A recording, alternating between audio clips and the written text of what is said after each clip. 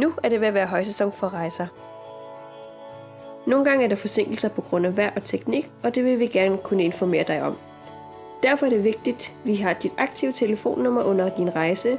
Husk at opgive dit telefonnummer, når du booker din rejse. Husk også at fortælle os, hvis du ændrer din telefonnummer under din rejse. Har du købt din billet via Grønlands Rejsebureau eller et andet rejsebureau, skal du kontakte dem for at få ændret dit nummer.